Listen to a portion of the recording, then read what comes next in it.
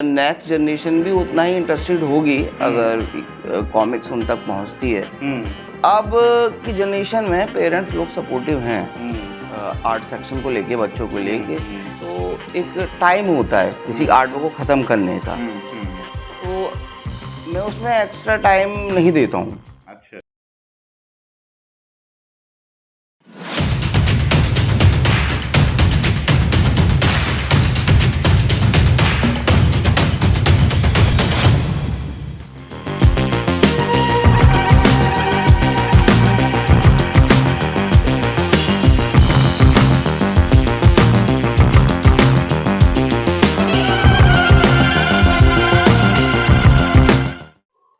नमस्कार दोस्तों, एक बार फिर से आप सभी का स्वागत है कॉमिक्स एनिमल पर। मेरा नाम है धीरेन्द्र और आज का ये जो एपिसोड हम लोग शूट कर रहे हैं ये हमारे चैनल के साक्षात्कार सेक्शन के लिए है। अब देखिए हम लोग का तौर तरीका क्या होता है, हमारा मॉडस ऑपरेंडी क्या होता है हमारे चैनल का। हमारे पास एक लिस्ट होती है लंबी सी, उसमें सभी भारतीय कॉमिक्स जगत से जुड़े हुए जितने भी दिग्गज हैं सबके नाम हमने लिस्ट डाउन करे हुए होते हैं और बारी बारी करके हम लोग भाग्य आजमाते हैं, उनसे बात करते हैं कि क्या वो हमें समय दे सकते हैं। तो इसी लिस्ट में एक नाम था हेमंत कुमार जी का, बहुत ही रिनाउंड आर्टिस्ट हैं हमारे भारतीय कॉमिक्स उद्योग के। उनके जो आर्टवर्क है इतना लुभावना, इतना प्रेरणादायी, इतना रिफ्रेशिंग है कि कॉमिक्स इंडस्ट्री से पुराने लोगों के साथ साथ नए लोग भी जुड़ना शुरू हो गए। तो हमने ट्राई किया, हमने उनसे पूछा कि क्या वो हमें वक्त दे पाएंगे। तो थैंकफुली इनफ टाइम निकल गया और देखिए आज हम यहाँ पहुँच गए हैं बुलंदशहर में, उनके अपने होम टाउन में उनसे मिलने के लिए। तो आइए उनसे रूबरू होते हैं जल्दी से। हेमंत भाई, बहुत बहुत स्वागत है आपका कॉमिक्स एनिमल पर। आपका स्वागत है धीरेन्द्र जी बुलंदशहर में, और यहाँ आने के लिए और इस इंटरव्यू सेक्शन के लिए आपका आभारी रहूंगा मैं। आभारी तो हम लोग हैं कि आपने थोड़ा टाइम दिया। नहीं देखिए, ताली दोनों हाथों से ही बजती हैं। बिल्कुल बिल्कुल बिल्कुल। तो जरूरी है कि जितना आप एफर्ट कर रहे हैं तो हमारा भी कुछ वो तो बनता ही है, दायित्व तो। बिल्कुल बिल्कुल। तो और मुझे तो खैर आपके पास आना ही था, मतलब, और जितना एक्साइटेड मैं हूँ, आई एम श्योर हमारी जो अरे आप नहीं आते तो हो सकता है मैं ही आ जाता, मैं ही आपसे अप्रोच कर लेता। क्या बात है, इंटरव्यू करिए कुछ। नहीं, पर ऐसे बहुत से मौके आएंगे, बट मेन बात थी शुरुआत करना। तो आज हम शुरुआत कर रहे हैं आपके साथ। सबसे पहली बात तो बड़ा अच्छा लगा, सुबह का सफर रहा और हम लोग जो बुलंदशहर में आए, छोटी सी ड्राइव थी लेकिन मजा आया। और अब आपसे दो चार हो रहे हैं, तो शुरुआत करना चाहूंगा मैं आपसे सवालों का। बिल्कुल। एक पुलिंदा लेकर बैठा हूं मैं, तो देखते हैं किस तरह से चीजें चलती हैं, कैसे इंटरव्यू प्रोग्रेस होता है। तो सबसे पहले हेमंत भाई, आप मुझे बताइए कि करंट दौर में आप अपने आप को जो आपके समकालीन आर्टिस्ट लोग हैं बाकी, और जिस तरह से इंडस्ट्री का माहौल है अभी, वो आप अपने आप को किस तरह से देखते हैं? क्या लगता है आपको कि एज एन आर्टिस्ट आप किस दौर में हैं अभी? देखिए, जहाँ तक इस समय जो सिचुएशन है और जो क्रिएटिव्स काम कर रहे हैं, तो ऐसा कुछ भी है नहीं इसमें कि कुछ उतार चढ़ाव आया है। चीज़ें वैसी ही चल रही थी जैसे कि पहले चल रही हैं, लेकिन थोड़ा सा ये होता है कि लोग थोड़े से मिसगाइड हो चुके हैं, जो सिचुएशन को समझते हैं कि हाँ पहले बेहतर थी, कि अब कम हो गई ज़्यादा, ऐसा कुछ है नहीं। चीज़ें बदल रही हैं, लेकिन वो लोगों के अंदर एक क्या कहते हैं, इस चीज़ के लिए एक जिज्ञासा और जागरूकता है, इंटरेस्ट भी है। अब वो बात अलग है कि लोगों पे शायद वो चीज़ ना पहुंच पा रही हो नई जनरेशन के पास, लेकिन नेक्स्ट जनरेशन भी उतना ही इंटरेस्टेड होगी अगर कॉमिक्स उन तक पहुंचती है। तो इस समय जो इस चीज़ का जो दो फायदा होगा कि रीडरशिप भी बढ़ेगी और क्रिएटिव्स की एक क्या कहते हैं खपत नहीं है, पूरी नहीं हो पा रही है। एक मेन वजह ये भी है कॉमिक इंडस्ट्री के लिए भी कि डिमांड कम थी, तो फिर हाँ क्रिएटिव्स नहीं है। और दरअसल हमारे टाइम में क्या होता था कि ये सब जो भी चीज आर्ट जो थी, वो हर बच्चे के जो होता था ना, एक जहन में एक रूटीन में शामिल होती थी। अब थोड़ी सी वो हट गई है इस जनरेशन से, तो उसका कहीं ना कहीं इफेक्ट ये पड़ेगा कि बच्चों को इंस्पिरेशन नहीं मिलेगी, तो वो आर्ट लाइन में कैसे मूव कैसे करेंगे। कैसे करेगा? हाँ, तो वो थोड़ा-सा वो है, लेकिन अभी मैं इतना श्योर नहीं हूँ कि जो एक नेक्स्ट जनरेशन है या जो बच्चे हैं, उनके अंदर क्या इस कॉमिक लाइन या फिर आर्ट की तरफ क्या वो जागरूकता है। लेकिन अगर मैं अपने आसपास के माहौल में देखता हूँ, तो ये चीज़ कहीं न कहीं बच्चों को अट्रैक्ट करती हैं, आर्ट लाइन ये सब। और थोड़ा-सा इस समय ये पॉजिटिव मैं मानता हूँ। आज के समय और पहले समय में पेरेंट्स लोग उतना सपोर्टिव नहीं थे पहले के, लेकिन अब की जनरेशन में पेरेंट्स लोग सपोर्टिव हैं आर्ट सेक्शन को लेके, बच्चों को लेके। एक्स्ट्रा हॉबीज के तौर पे बच्चों को वो मोटिवेट करते हैं, तो ये अच्छी चीज़ है। हमारे टाइम में बहुत समझाना ये सब बहुत मुश्किल होता था। ये हम लोग खुद क्या कहते हैं, फाइट करते थे इस चीज को लेके कि पेरेंट्स लोग इस चीज को समझें। वो बस इसको इस तरीके से लेते थे कि ये सिर्फ एक क्या कहते हैं, बच्चा अपने मन से कर रहा है और एक्स्ट्रा करिकुलर एक्टिविटीज हाँ, है, इसमें कोई मतलब भविष्य नहीं है, करियर नहीं है। करियर की बात ही लेकर उसको इस तरह से लेते थे जैसे कि बच्चा बाहर खेलने जा रहा है तो ऐसे आर्ट भी कर रहा है, उसका कोई फ्यूचर नहीं है, कुछ नहीं है। लेकिन आज की जनरेशन में जो पेरेंट्स लोग हैं अवेयर हो चुके हैं, वो सिर्फ लिमिटेड चीज़ों के लिए अवेयर नहीं है, उनको पता लग गया है कि हाँ एक क्या कहते हैं, एक प्रैक्टिकली स्किल भी होनी जरूरी है बच्चे के अंदर, एक एजुकेशनल से अलावा भी। तो बस यही है। तो कहीं ना कहीं चीज़ें निगेटिव तो नहीं कह सकते हैं, कुछ मायने में सही ट्रैक पर जा रही हैं। बेसिकली मैं ये समझना चाह रहा था कि कोविड से पहले जो माहौल था कि आप एक अरसा हो गया आपको भी मतलब आर्ट वर्क बनाते हुए और कॉमिक्स उद्योग से जुड़े हुए, तो कोविड से पहले का जो दौर था उसके मुकाबले आपको लग रहा है कि चीज़ें बेहतर हुई हैं अब? हाँ, बेहतर हुई हैं। आज पहले के टाइम में जो था, जो कल लोग थे वो थोड़े से जो है ना बहुत ही संकुचित थे एक्टिविटीज को लेकर। लेकिन जो एक दौर आया थे तो इसमें आदमी अपनी हेल्थ के प्रति बहुत कॉन्शियस हो गया है। तो उसकी एक्टिविटी उसको मेंटेन करने के लिए उसने एक्टिविटी वर्क करना बहुत शुरू कर दिया। पहले आदमी बहुत केयरलेस था कि हाँ भाई दवाई खा लेंगे और ठीक हो जाएंगे, हमारी इम्यूनिटी कुछ चीज़ ही नहीं है, दवाई खा लेंगे इम्यूनिटी बढ़ जाएगी, जो भी है।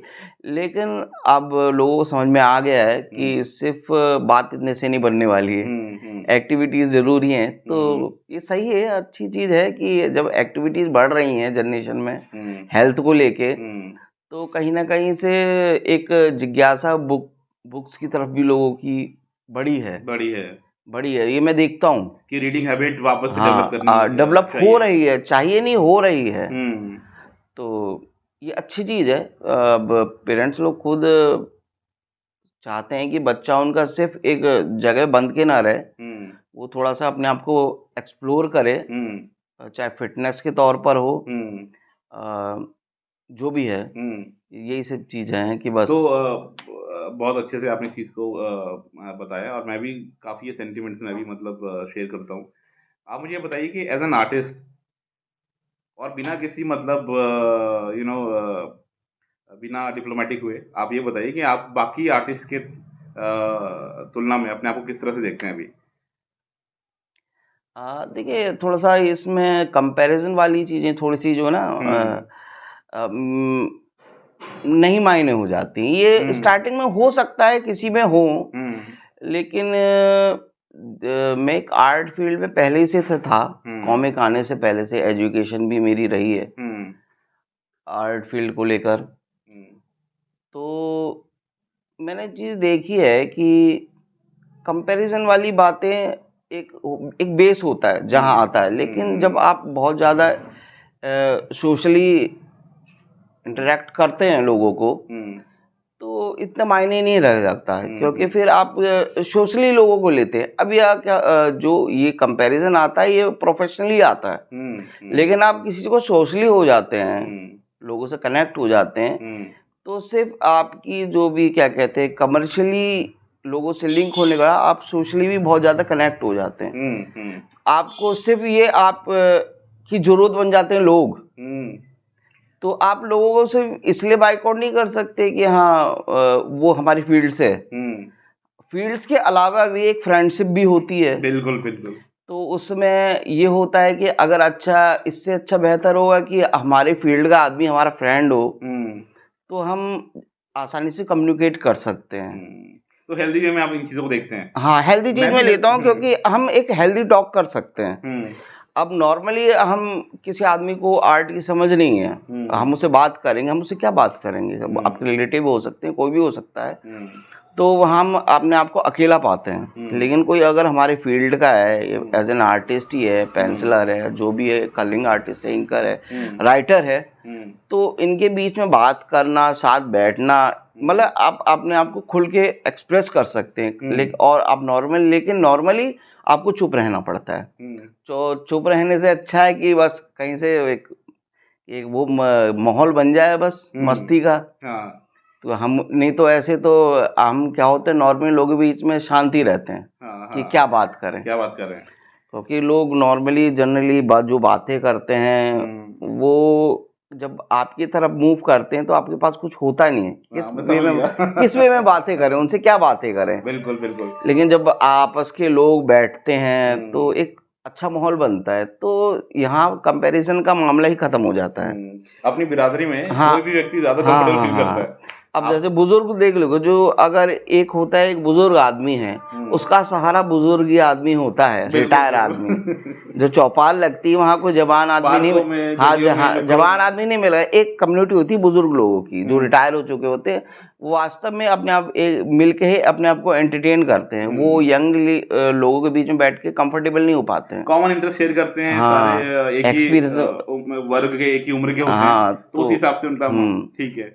बट मैं ये पूछना चाहता था कि I don't know, may be शायद मैं उसको ढंग से एक्सप्रेस नहीं कर पा रहा हूँ, बट मैं ये कह रहा हूँ कि आपका जो बनाया हुआ आर्टवर्क होता है हम लोग को इतना अपीलिंग लगता है। मैं purely as a viewer, as a reader बात कर रहा हूँ। तो जो नए दौर की कहानियाँ उसके हिसाब से बिल्कुल रिफ्रेशिंग आर्टवर्क है आपका।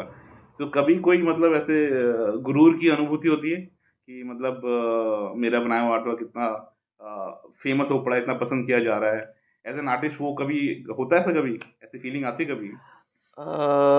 ऐसी फीलिंग्स कुछ टाइम के लिए तो रहती है, बहुत छोटे समय के लिए। ये मैं कहूँगा सिर्फ बनाते वक्त, अच्छा, क्रिएट करते वक्त बस।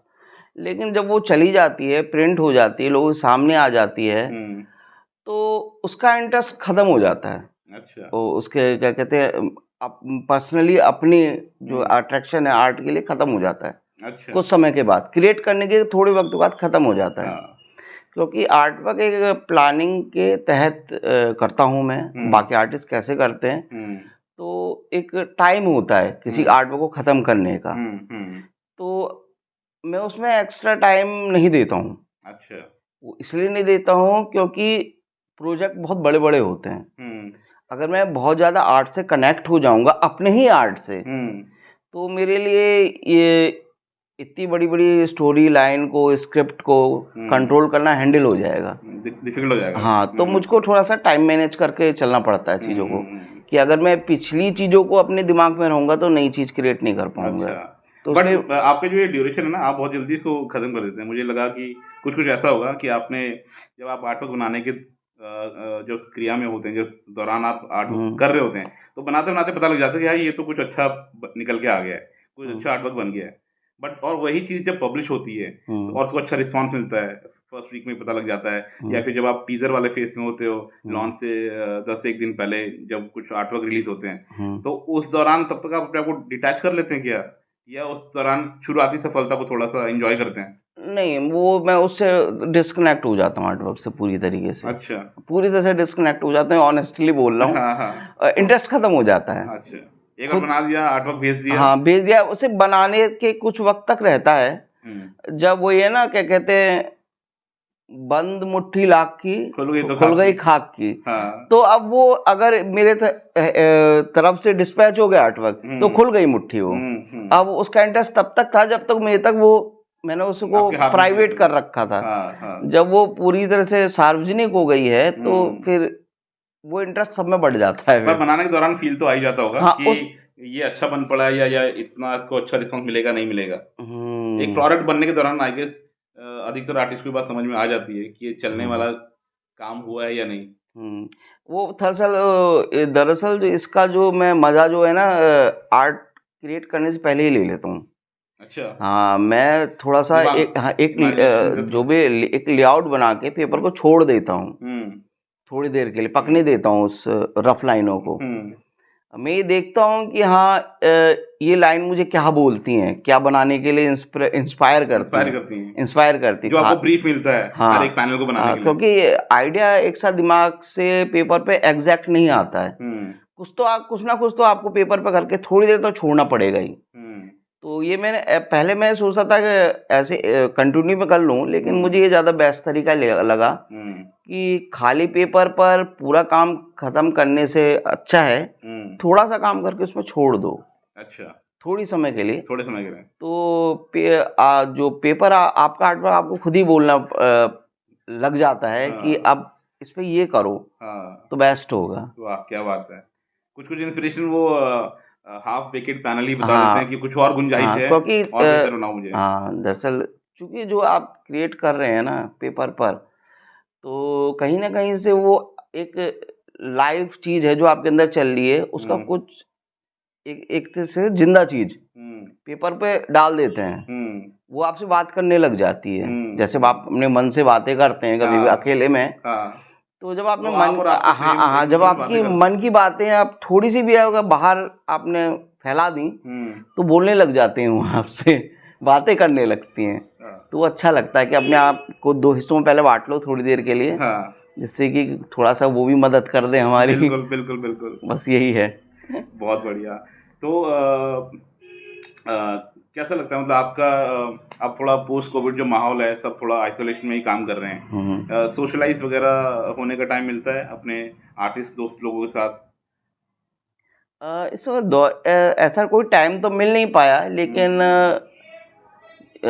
जाहिर सी बात है डिस्टेंस बहुत ज़्यादा है किसी भी एक क्रिएटिव और दूसरी क्रिएटिव के बीच में। तो इतनी जल्दी तो कनेक्ट नहीं हो सकते कि लाइव कनेक्ट हो जाएं, लेकिन तब भी सोशली आर्टिस्ट से तो नहीं लेकिन लोगों से कनेक्शन मेरा रहता है अपने आसपास के माहौल में। चाहे कोई भी हो सकता है, कोई सब्जी वाला हो या कोई भी हो, आसपास के माहौल से मेरा कनेक्शन रहता है। बढ़िया। और जो भी लोग हैं अगर जैसे क्रिएटिव्स मिल जाएं तो सोने पे सुहागा कोई। हाँ हाँ।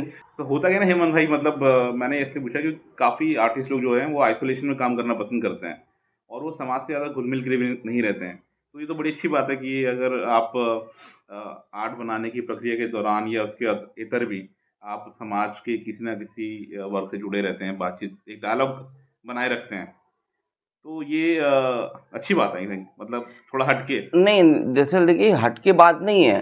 पहले आर्टिस्ट सामाजिक बहुत कनेक्ट रहते थे, तभी वो चीज़ों को क्रिएट कर पाते थे। अब आइसोलेट होकर आर्टिस्ट रह ही नहीं सकता है। अगर कोई इस फिलॉसफी पे चल रहा है तो ये उतनी डेवलप नहीं है फिलॉसफी है। अच्छा। जो एक प्राचीन फिलॉसफी है, आर्टिस्ट यात्रा करता है। हाँ।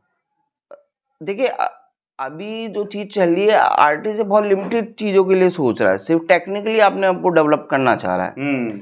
लेकिन एक बहुत ही बड़ी चीज़ है, टेक्निकली आप थोड़े समय पे कैप्चर कर लोगे, आप अच्छा करने लग जाओगे, लेकिन एक वक्त के बाद आप उस चीज़ से बोर हो जाओगे, आपको समझ में नहीं आएगा कि आगे डेवलप क्या करें। टेक्निकली चीज़ें तो आ जाती हैं आपको, आप बेहतर भी करने लग जाते हैं, लेकिन टेक्निक से भी ज़्यादा ज़रूरी होती है एक आर्ट के लिए एस्थेटिक्स को समझना। ठीक है, सही बात। एस्थेटिक्स एक बहुत बड़ी चीज़ है। अगर आप उसको समझते हैं या शुरू कर देते समझना, पूरी तरह से तो कोई नहीं समझ सकता, जिंदगी बीत जाती, हो सकता है एक जन्म भी काफ़ी ना हो इसके लिए, कई जन्म लेने पड़ जाएं। और एस्थेटिक्स की डेफिनेशन भी अलग अलग है। हाँ। हर एक बंदे के हिसाब से, जो बना रहा है, जो ऑब्जर्व कर रहा है, दोनों हिसाब से अलग है, बट समझ गया आपको पॉइंट में।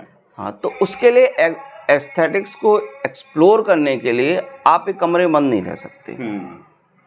अगर आपको इस चीज़ को डेवलप करना है आप चाहते हैं कि आप जो क्रिएट करें वो लोगों को अट्रैक्ट करे, तो आप उसे आप टेक्निकली अट्रैक्ट नहीं कर सकते हो कि आप बहुत ज़्यादा टेक्निकली आपने बहुत मजबूत चीज़ को ढांचा तैयार कर दिया है, वो दिमाग आदमी के दिमाग में बैठ जाए। अगर आप चाहते हैं कि आदमी के दिमाग में कोई आइडिया आपका बैठे, तो आपको एस्थेटिक्स को समझना पड़ेगा।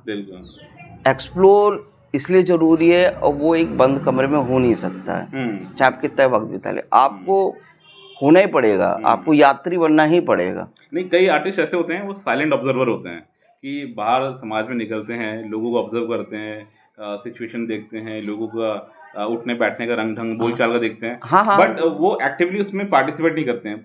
क्या आप उस तरह के आर्टिस्ट हैं, या आप पसंद करते हैं लोगों से बातचीत करना, नहीं, चाहे वो सब्जी वाला हो, चाहे कोई रैंडम कोई व्यक्ति हो? नहीं, बात नहीं, साइलेंट तो नहीं हो सकता इसमें पॉसिबल। एस्थेटिक्स को समझना, आपको उस सीन का हिस्सा बनना पड़ेगा, क्योंकि तब नहीं तो फिर आपके कैरेक्टर निर्जीव लगेंगे, उनमें जान नहीं लगेगी। अगर आप उसमें जान डालना चाहते हैं तो आपको पर्सनली कनेक्ट होना पड़ेगा हर तरीके से। आपको अगर 5-6 इंद्रियां मिली हैं तो उनका पूरा इस्तेमाल करना पड़ेगा बाहर जाके। इसीलिए मिली हैं इंद्रियां, किसी को बंद करने के लिए नहीं मिली हैं, दबाने के लिए। उनका अगर आप कोई स्टैटिक्स को समझना चाहते हैं, पूरी तरह इस्तेमाल करिए उस चीज का। अगर आप किसी से बात ही नहीं करेंगे तो आप नेचुरल बात करने वाला सीन कैसे ड्रॉ करेंगे? बिल्कुल। कम से कम आप कुछ बोलेंगे, आप अपना वोकल टंग इस्तेमाल करेंगे, जो वोकल कॉर्ड मिले हैं, तब तक आप उस चीज़ को नहीं कर पाएंगे ना। नहीं, बिल्कुल सही बात है। अगर आज के दौर में देखें, या फिर 90 के दशक का दौर भी हम देखें, जब कॉमिक्स बहुत बहुतायत में आने लगी थी, तो इस पूरे 2 या 3 दशक के दौर को आप देखें और किसी 1, 2 या 3 आर्टिस्ट को आप चिन्हित करें कि भाई ये मेरे पसंदीदा आर्टिस्ट थे, या जिनका काम देखकर मैं बड़ा हुआ हूँ, या ऐसा मैं कुछ करना चाहता था। देखिए उस समय देखिए ऑनेस्टली इसका अगर आप जवाब चाहते हैं तो मैं ऑनेस्टली जवाब दूंगा इसका। कोई वैसा नहीं घुमा फिरा के कि हाँ किसी को खुश करना है, कोई बुरा मान जाए अच्छा मान जाए। तो देखिए जब मैं छोटा था तो आर्ट वर्क देखता था, और मुझे जो सबसे ज़्यादा कैरेक्टर पसंद था, नागराज ही पसंद था। अच्छा। तो जब तो मुझे नागराज का ही आर्ट वर्क पसंद था ऑनेस्टली, शुरू से। हाँ, तो जो भी आर्टिस्ट आए जिन्होंने नागराज पे काम किया, तो वो सारे आर्ट वर्क मेरे को अच्छे लगे। अब तो उस समय जो सबसे ज़्यादा अट्रैक्ट करता था आर्ट वर्क, वो मुझे बाद में पता लगा ये कौन बनाते हैं। तो जो प्रताप मलिक जी थे, जो नाम तो बाद में पता लगा, आर्ट वर्क से ज़्यादा वो करता था, अट्रैक्ट करता था कवर आर्ट। जो नागराज का एक जो फेस पे जो एक होता है ना इमॉर्टल लुक, गॉडेस वाला जो वो आता था, एक पूरी अपीलिंग आती थी। तो क्योंकि मैं सुपर हीरो को एज ए नॉर्मल इंसान नहीं देखता हूँ कि हाँ बैटमैन है तो एक सुपर हीरो है, वो एक एजेंट है मेरे हिसाब से, वो सुपर हीरो नहीं है मेरे हिसाब में। सुपर हीरो मतलब सुपर पावर, मतलब कहीं ना कहीं उसके अंदर जो एक गॉड का जो एक हिस्सा है वो नॉर्मल इंसान से ज्यादा डेवलप है। तो मैं मेरे हिसाब से वो है सुपर हीरो। नहीं, ये देखने का नजरिया भी बहुत अच्छा है। आर्टिस्ट का तो ऐसा होना ही चाहिए। हाँ, इनफैक्ट हम जो रीडर्स हैं ना, हम लोग भी डिफरेंट लाइट में देखते हैं सुपर हीरोज को। तो वो नजरिया मेरे बचपन से था। तो जब भी नागराज को मैं देखता था और आर्टवर्क देखता था, मुझे हर आर्टवर्क अच्छा लगता था। बाद में पता लगा हाँ ये आर्टिस्ट, पहले प्रताप मलिक जी का देखता था, चंदू जी का आर्टिस्ट था, और आर्टिस्ट हैं उनका आर्टवर्क देखा कॉमिक्स में, फिर अनुपम जी का देखता था। तो ये जितने भी आर्टिस्ट आते गए नागराज को लेके मेरे फेवरेट होते चले गए। सो कौन सा वाला नागराज आपको बेहतर लगता था, प्रताप मलिक जी का या अनुपम सिन्हा जी का? थोड़ा ऊपर नीचे हो सकते हैं, दोनों ही लेजेंड हैं अपने आप में, लेजेंडरी आर्टिस्ट हैं। बट देखिए जहाँ तक एक आप देखते हैं कि किसी कॉमिक की जान उसका कवर आर्ट होता है, तो एक जो कवर आर्ट में जो अपीलिंग जो आती थी प्रताप मलिक सर के आर्टवर्क में, वो वास्तव में था कि आदमी कॉमिक्स खरीदने में मजबूर हो जाए। हाँ, तो वो तो नंबर 1 है ही। हाँ। फिर जब ये तब थी जब मुझे रीडिंग नहीं आती थी। जब मैंने पढ़ना शुरू करा, मुझे पढ़ना आया, तो उस समय मेरे अनुपम जी फेवरेट हो गए। अच्छा। क्योंकि वो जिस तरह से कहानी को एक्सप्रेस करते थे, बहुत ही लाइट वे में उनकी स्टोरी चलती थी, हर चीज़ समझ में आ जाती थी, चाहे वो साइंस हो, कुछ भी हो, और कैरेक्टर हो, और जिस तरह से नागराज को उन्होंने डेवलप किया और शक्तियों के साथ। नहीं, इसी के चलते मतलब मैंने साइंस नहीं ली। मैं हाई स्कूल के बाद मैंने कॉमर्स ले ली, क्योंकि साइंस वाला काम तो अनुपम सर के कहानी पढ़ के पूरा हो रहा था। हाँ, वो सही बात है। बहुत सी चीज़ तो वैसे ही समझ में आ गई साइंस की। हेमंत भाई, आप अपनी पारिवारिक पृष्ठभूमि के बारे में कुछ बताएंगे? आपका बचपन से ही शुरुआत करते हैं, पेरेंट्स के बारे में कुछ बताइएगा, पिताजी कहाँ कार्यरत थे, और परिवार के बारे में बाकी कुछ जानकारी दीजिए, कुछ भी मतलब उससे जो आप साझा करना चाहें। दरअसल मेरे जो पापा की जो पोस्टिंग बुलंदशहर में हुई थी, तो लगभग सारा समय जो उनका क्या कहते हैं जॉब का जितना टाइम था, गवर्नमेंट जॉब का, वो यहीं ख़त्म हो गया पूरा। अच्छा, यहीं यहीं की पैदाइश है हाँ आपकी, बुलंदशहर की? हाँ, बुलंदशहर की पैदाइश है। और यहाँ जो पापा का पोस्टेड हुए, बुलंदशहर में ही पोस्टेड हुए थे। तो उनका ऐसा नहीं है कि यहाँ कहीं तबादला कुछ हुआ हो। तबादले वाला जॉब नहीं था? वो कौन से विभाग में थे वो? वो थे मेडिकल में, स्टेनो। स्वास्थ्य विभाग में? हाँ, अच्छा। स्वास्थ्य विभाग में थे, स्टेनो की पोस्ट पर। अच्छा अच्छा अच्छा। तो उनका सारा टाइम यहीं बीत गया। तो हमारी जो भी पैदाइश जो थी बुलंदशहर की थी, बचपना सब, और बचपन सब यहीं एजुकेशन जो भी इंटरमीडिएट जो था हमारा, सब यहीं कंप्लीट हो गया। हमें ज़्यादा ये भाग दौड़ नहीं पड़ी कि हाँ, जैसे होता है ना पेरेंट्स लोग का ट्रांसफ़र होता रहता है। हाँ, ट्रांसफरेबल वो जॉब में बड़ी चीज़, दिक्कत हाँ, होती है। वो हमने ऐसा कुछ परेशानी हमने सामना नहीं करा इस चीज़ को। हमें पूरा टाइम मिल गया इस शहर को एक्सप्लोर अपनाने में, एक्सप्लोर करने में, अपनाने सेटल में। होने में। हाँ, तो हम यहीं के हो गए। बाद में हाँ, इंटरमीडिएट के बाद जब ग्रेजुएशन की जरूरत पड़ी तो बाहर जाना पड़ा। तो बाद में पता लगा कि दुनिया से बुलंदशहर ही नहीं है, और भी दुनिया बहुत बड़ी है। बहुत बड़ा है ये हाँ, संसार। पहले हमें लगता था सिर्फ बुलंदशहर ही बस एक है। चिड़िया की कहानी थी ना छोटे में, हाँ, वो घोंसले में जो चूजे होते हैं, तो उनको लगता था कि घोंसला ही उनका संसार है। फिर जब वो उड़ना सीखते हैं तो उनको पता लगता है कि दुनिया कितनी बड़ी है। हाँ, तो छोटे में आपकी जो दुनिया थी वो आर्ट वर्क से आपका प्रेम कब शुरू हुआ? क्या सिर्फ कॉमिक से ही शुरू हुआ, या अगर उससे पहले से कुछ देखिए और? मैं अपने लफ्जों में बताऊं तो मैं ठीक से बता नहीं पाऊंगा। अब मैं जैसे दूसरों के नज़रिए से लेता हूँ, जैसे पेरेंट्स लोग ये सब, तो उनके हिसाब से स्टार्टिंग से ही थी इंटरेस्ट कॉमिक के लिए। कॉमिक के नहीं, वो आर्ट के लिए। आर्ट के लिए तो मतलब ड्रॉ करते रहते थे आप हाँ, कुछ ना कुछ? बचपन से ही एक इंटरेस्ट था आर्ट के लिए। बाई बर्थ से कहते हैं ना कि हाँ, कि हाँ कुछ ऐसा रहा होगा पिछले जन्म में, कोई इच्छाएं अधूरी रह गई, तो उसको लेके मैं आ गया यहाँ तक कि अब आर्टिस्ट ही बनना है। आर्ट करना है, बनना नहीं है, आर्ट ही करना है। तो एक आर्ट करने की एक जिज्ञासा बचपन से ही थी, रुचि बचपन से ही थी। हाँ, जो मतलब अगर माँ बाप ने जब आप पैदा हुए तो हाँ, तो ये मुझे पेरेंट्स लोगों ने ही बताया, कि वो मुझे याद नहीं, मेरी मेमोरी में नहीं है। लेकिन जब मुझे समझ आया, याद है, जब जो पुरानी घटना है, हाँ, तब से मैं मानता हूँ आर्ट तो एक इंटरेस्टिंग मेरे लिए रहा ही है, आर्ट सेक्शन। तो मैं चाहे जैसी भी हो, चाहे कितना ही भारी प्रेशर हो कि नहीं करना है, मैं करता था। चाहे कोई संसाधन हो या ना हो, फैसिलिटी हो, कलर हो, कुछ भी ना हो, तभी जुगाड़ करना है, कुछ ना कुछ करना है, पेपर को पे कुछ बनाना है, बस ये करने वाला तो कोयले से दीवारों पे भी कुछ ना कुछ करामात कर देता है। अब बताने को ऐसी बात बता सकता हूँ कि हो सकता है आपको फनी लगे। तो जैसे कि उस समय होता था, आजकल के बच्चों के पास इक्विपमेंट बहुत ज़्यादा है आर्ट के लिए, बहुत ज़्यादा कलर्स की वैरायटियाँ हैं। हमारे टाइम में इतनी वैरायटियाँ नहीं होती थी, लिमिटेड कलर्स आते थे, कोई पोस्टर कलर, ये सब। पोस्टर, हाँ, तो वो भी ऑयल पेस्टल कलर्स होते थे जो, वो ऑयल के बारे में तो पता ही नहीं था बच्चों को। वो पोस्टल कलर का 6 कलर का सेट आता था, वही बहुत ही कीमती होता था बच्चों के लिए, और वो आसानी से अवेलेबल हो नहीं पाता था। और एक बार वो साल में एक आध बार मिल गया तो मिल गया, और अगर उसमें कोई एक कलर की शॉर्टेज पड़ गई तो अब वो कहाँ से पूरी हो। मान लो जैसे येलो वाइट कलर खत्म हो गया, कोई भी कलर खत्म हो गया, तो दो एक कलर्स मिला के फिर बनाया जाता था उसका जुगाड़ कुछ। ये तो टेक्निकली चीज हो गई। ये तो तब होता है जब आर्टिस्ट को समझ हो कलर की।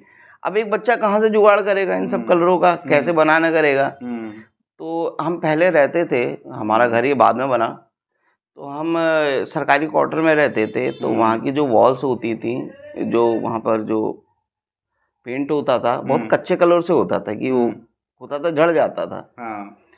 तो उन कलर जो भी हमारे कलर की शॉर्टेज पड़ती है उस कलर्स को हम इकट्ठा कर लेते थे। अच्छा, हाँ, जैसे कि वाइट का उस तरह का व्हाइट वॉश हो रखा होगा कहीं पे। हाँ, तो अगर वो छूट रहा है तो इकट्ठा कर लिया तो वाइट कलर की कमी हाँ। पूरी हो गई।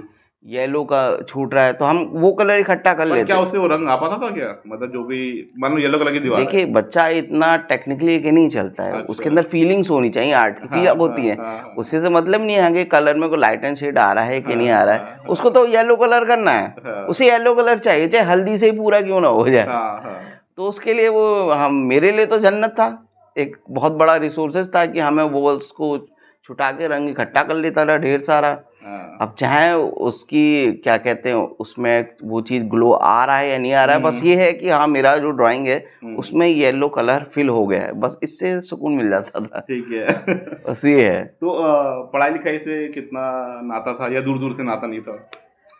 था लेकिन उतना ज़्यादा था नहीं, अच्छा। जैसे मैंने बताया ना स्टार्टिंग से आर्ट ज़्यादा मस्त थी मेरे लिए।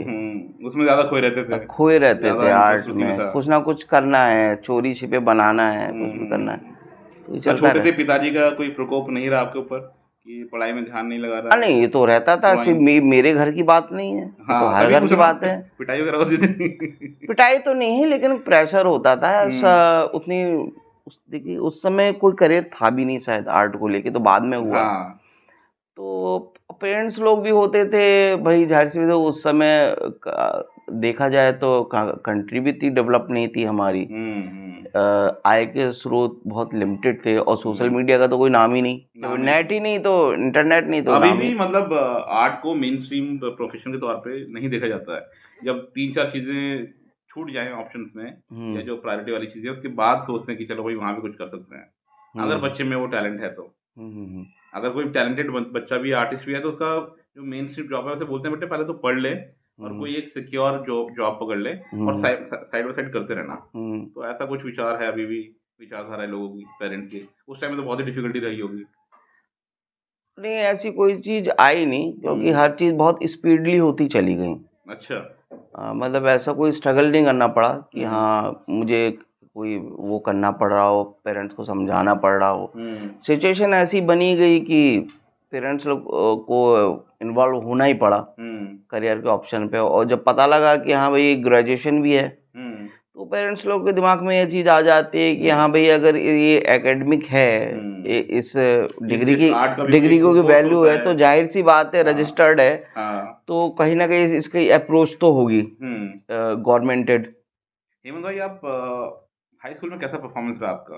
मतलब अमूमन मैं इसलिए पूछ रहा हूँ क्योंकि नॉर्मली मतलब जो हमारा एज ग्रुप है हमारे टाइम पे हाई स्कूल के बाद ही दशा और दिशा तय होती थी आगे के लिए। और पेरेंट्स अधिकतर पेरेंट्स डिसाइड करते थे बच्चों के लिए कि इसको कैसा निकला है पढ़ाई में, कैसे इसके मार्क्स आए, उस हिसाब से इसको क्या बनाना चाहिए। वो अलग बात है कि बच्चे का इंटरेस्ट किस में है। तो मैं आपसे जानना चाह रहा हूँ कि हाई स्कूल में कैसा है आपके मार्क्स थे?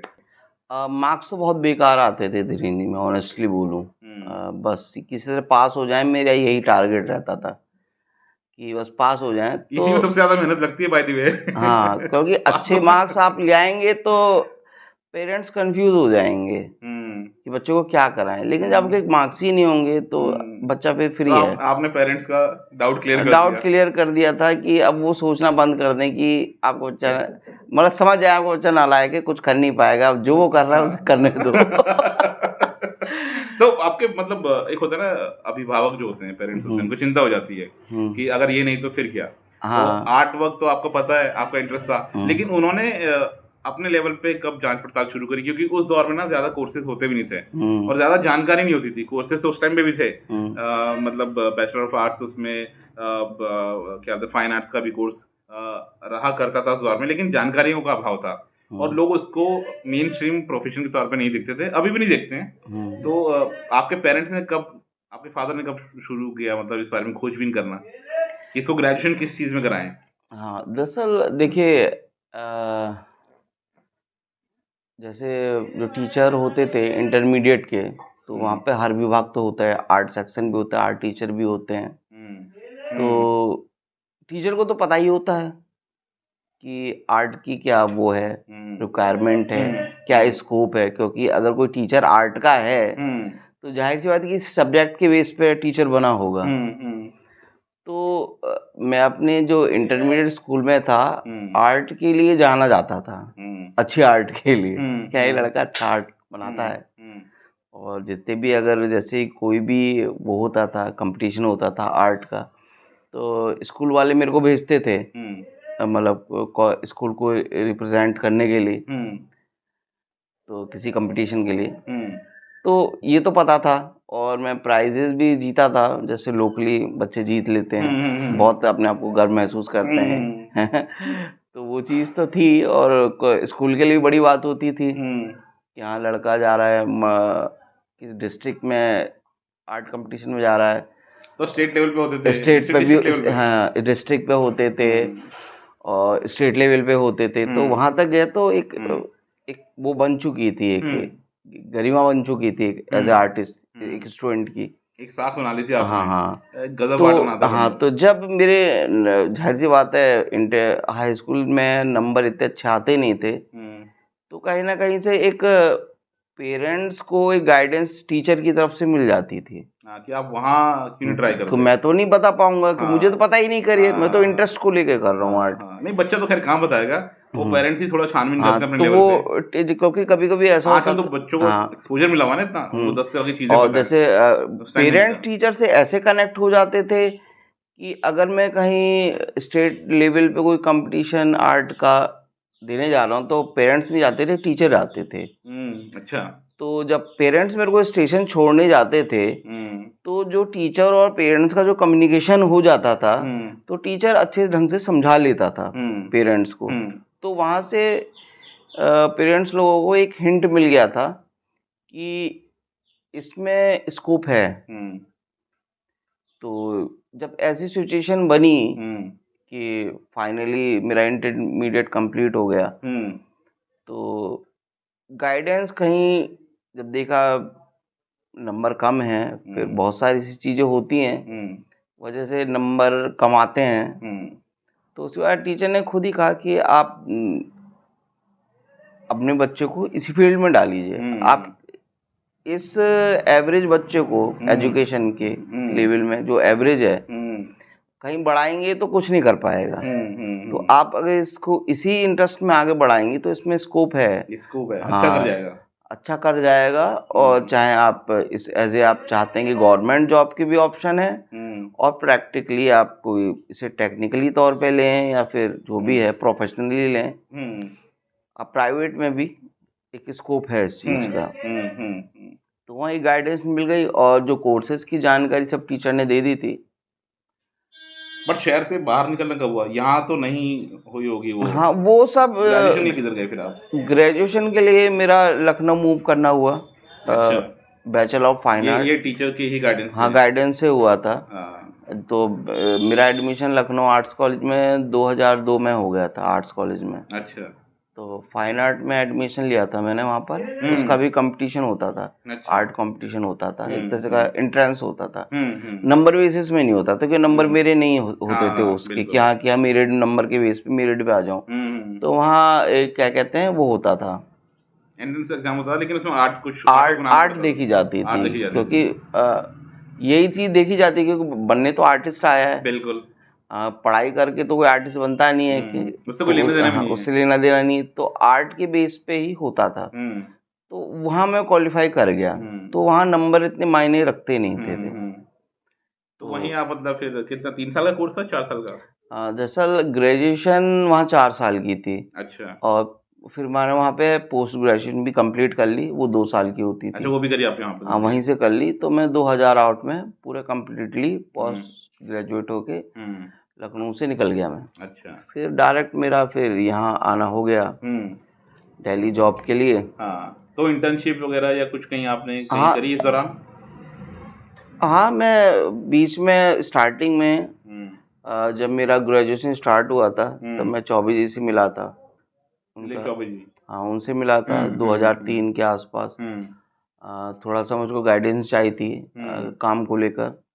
हेमंत भाई, ये दिलीप चौबे जी जो कि बहुत रिनाउंड आर्टिस्ट है अपने टाइम के, तिरंगा बनाया उन्होंने, साथ में और भी काफ़ी बट तिरंगा के लिए ज़्यादा वो जाने जाते थे। तो उनके बारे में कैसे पता लगा आपको? सर्कल ऑफ फ्रेंड्स के थ्रू या आपके कॉलेज में आया करते थे वो एज़ अ गेस्ट टीचर? दरअसल कॉलेज में तो मैंने चौबे सर की कोई विजिट देखी नहीं थी, लेकिन हाँ जो मेरे कॉलेज के जो सभी स्टूडेंट जो थे वो चौबे जी से लिंक थे, चाहे वो किसी डिपार्टमेंट पे की ही क्यों ना हो। डिपार्टमेंट तीन डिपार्टमेंट होते थे फाइन आर्ट में। एक फाइन आर्ट होता था, एक कमर्शियल आर्ट होता था, एक स्कल्पचर आर्ट।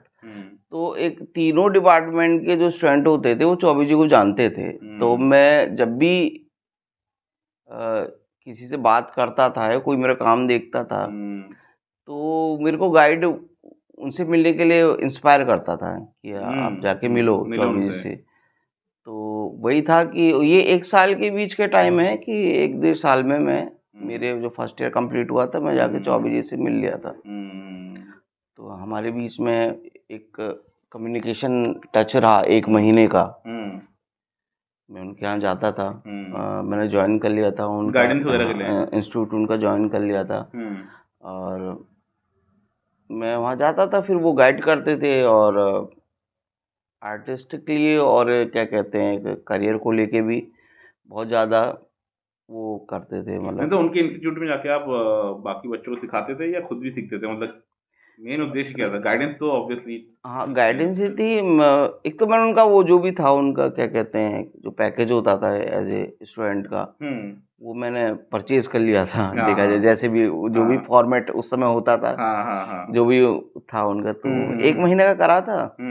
तो मैं जाता था, रेगुलर जाता था, डेली जाता था, साइकिल से ही जाता था, थोड़ा दूर पड़ता था लेकिन जाता था। तो मैंने महीने भर उनके पास रहा था। फिर तो उस समय उन्होंने मेरे को बहुत सारी लिंक दे दिए थे कि आगे जाके आपको क्या करना है, कैसे करना है। तो उनसे मिलने के बाद और कॉलेज पास आउट होने का वक्त बहुत तेजी से बीत गया। अच्छा। तो ये गाइडेंस मेरे को मिल गई। तो इस बीच में जो भी कुछ हुआ तो मेरे पास एक टारगेट था कि मेरे को क्या चीज़ डेवलप करनी है, एक्सप्लोर करनी है अपने अंदर। तो मैंने उस हिसाब से अपने आप को डेवलप किया। तो वो एक टाइम बहुत तेजी से बीत गया। तो ग्रेजुएशन के वो 4 साल और 2 पोस्ट ग्रेजुएशन के, तो 6 साल आपके लखनऊ में कटे। हाँ कटे और बहुत जल्दी निकले। हाँ बहुत जल्दी निकल गए वो, ठीक है। पता भी नहीं लगा। तो लखनऊ से आपने अपनी पढ़ाई लिखाई पूरी करी, आर्टिस्ट्री। फिर अगला पड़ाव किधर था आपका? प्रोफेशनली किधर आपने अब प्रोफेशनल ये था कि अब ये था कि अब एजुकेशन खत्म हो गई तो अब करियर के लिए तो सोचना बनता है। और पापा मेरे रिटायर हो चुके थे अपनी उससे, तो एक जिम्मेदारी तो थी। अच्छा ये जब आपका पढ़ाई लिखाई कंप्लीट हुआ उसी दौरान उस दौरान पापा रिटायर हो गए थे। तो उस समय तो खैर अब करना ही था, करियर बनाना ही था। तो जो भी करना था बहुत जल्दी फैसला लेना था। फैसला क्या लेना था कि एज ए वर्किंग सेटल होना था कहीं। बिल्कुल कि घर में देखो तो मध्यम आय वर्ग के फैमिलीज में होता ही है कि एक सोर्स ऑफ इनकम अगर वो हो रही है, फादर रिटायर हो रहे हैं, तो आने वाली पीढ़ी को भी फटाफट अपने पाँव पे खड़ा होना चाहिए। हाँ थोड़ी सी जनरेट हो जाए अर्निंग। तो हाँ ये मायने नहीं रखता कि उतनी हो जाए जितना, कैसे भी हो, बट शुरुआत हो जाए। मतलब कुछ भी हाथ आएगा तो बहुत कीमती है। ये नहीं है कि हाँ अभी भी बाहर रह रहे हैं तो पेरेंट्स से कुछ खर्चा ले रहे हैं। हाँ। वो चीज कभी फेस नहीं करी। किधर गए फिर आप? बहुत चीज हुई। बहुत 5-6 दिन मैं दिल्ली गया, अपने दोस्तों के पास गया। तो 5-6 दिन में सब चीज क्लियर हो गई कि राज कॉमिक्स ही जाना है। अच्छा। हाँ बहुत स्पीडली में। वही दोस्त थे, आर्ट से जुड़े हुए दोस्त? हाँ आर्ट, जाहिर सी बात है मेरे कॉलेज के साथ के बैचमेट पास आउट थे। वो भी आ रखे थे कुछ ट्राई करने के लिए। हाँ तो वो भी जाहिर से जो लखनऊ का आर्टिस्ट था वो राज कॉमिक्स से बहुत कनेक्ट था। पहले से, मेरे से पहले से। चौबे जी के अलावा भी। अच्छा। हाँ तो कनेक्ट थे, कवर आर्ट करते थे और फिर कलरिंग करते थे। पहले मैं जिक्र कर चुका हूँ जो लोग थे मेरे फ्रेंड सर्कल के। बहुत लोग थे। मैं उनका नाम लेने लग जाऊंगा तो फिर इंटरव्यू बहुत लंबा खिंच जाएगा। ठीक है, तो कट टू आप पहुंच गए हैं राज कॉमिक्स के ऑफिस में। हाँ पहला अनुभव तो मैं बहुत पहले ले चुका था। कैसे, कब? 2003 में ही ले चुका था मैं, जब पहली बार चौबे जी से मिला था, वो मुझे भेज चुके थे। अच्छा, एक बार आप होके आओ उधर। हाँ, होके आओ, जॉब करके आओ, जॉब कर लो जाके। समर वेकेशन के दौरान? हाँ, समर वेकेशन के दौरान उन्होंने बस जॉब के लिए भेज दिया था कि पढ़ाई वढ़ाई बेकार है, ये काम में लग जाओ। हाँ, ये प्रैक्टिकल स्टफ ज्यादा ना इसमें। हाँ, तो कोई थ्योरी तो आपने पढ़नी नहीं है। हाँ, तो वो भेज उन्होंने पहले ही दिया था, लेकिन उस समय इतनी रिस्पॉन्सिबिलिटी नहीं थी कि हाँ बस अभी से बस कमाने लग जाओ। तो वहां से अपना हो गए, मिल के आ गए, समझ में आ गया कि हाँ एक ठिकाना है। अगर पढ़ाई करेंगे, खत्म करेंगे तो बाद जाने का ठिकाना है, एक ठिकाना तो है कम से कम। तो उस हिसाब से थोड़ा बहुत अपने आपको ये हो गया कि मैं होके आ गया। वो तो पहली विजिट हो गई, ठीक है। वो एक्सपीरियंस मैंने जो जैसा भी था, तो पहले महीने भर में आ गए थे आप वापस? मैं एक दिन के लिए गया था राज कॉमिक्स। अच्छा। तो मैंने जो चीज थी मेरे समझ में आ गई, ठीक है। मैं डिपार्टमेंट मिल गया, विवेक जी से मिल लिया था। हाँ, उसमें संजय सर इन लोगों से नहीं मिला था, विवेक जी से मिला था मैं। विवेक जी को ही वहाँ पे मतलब बिल्कुल एकदम, हाँ, मैं उन्हीं के लिए रखा होता। हाँ, उन्होंने टेस्ट लिया, उन्होंने जांच पड़ताल करने के लिए। हाँ, उन्होंने ही मेरी टेस्टिंग करी, हर चीज जो भी बातचीत हुई आर्ट के लिए, जो भी उन्होंने एज ए आर्टिस्ट मेरे को काम दिया करने को, उन्होंने दी। तो उस समय संजय सर इन लोगों से तो कोई मेरी मुलाकात बातचीत नहीं हुई थी। शायद संजय सर को पता हो या ना हो उस समय कि मैं आया भी था।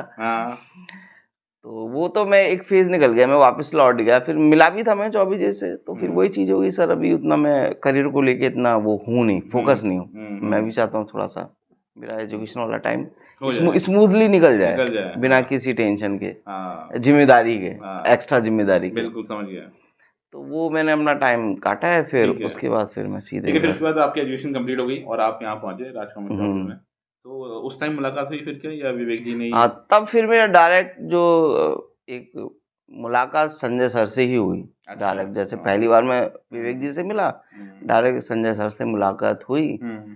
तो थोड़ी सी बातचीत हुई, जो भी बात क्या कहते हैं ऐसे कमर्शियली, जो भी क्या कहते हैं ना, पेज रेट ये सब पूछते, क्या लोगे बेटा ये वो सारी बात क्लियर हो गई। और चाय पानी नहीं, हम उसकी बात कर रहे हैं। हाँ, जो भी है।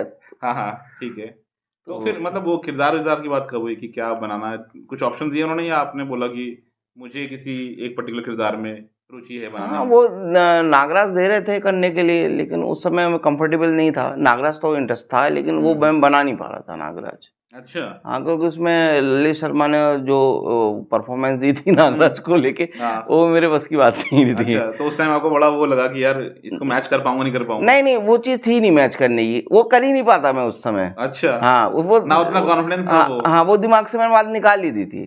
तो नागराज तो करना ही नहीं था उस समय फिलहाल, क्योंकि मैं जानता भी नागराज के लिए रेडी नहीं हूँ, पहले से शायद आतंक हरता नागराज। हाँ, उस समय वो थे दिग्गज आर्टिस्ट मेरे दिमाग में पहले से छाए हुए थे, प्रताप मुलिक सर, फिर अनुपम जी, फिर ललित शर्मा का काम देख लिया था न्यू जनरेशन में।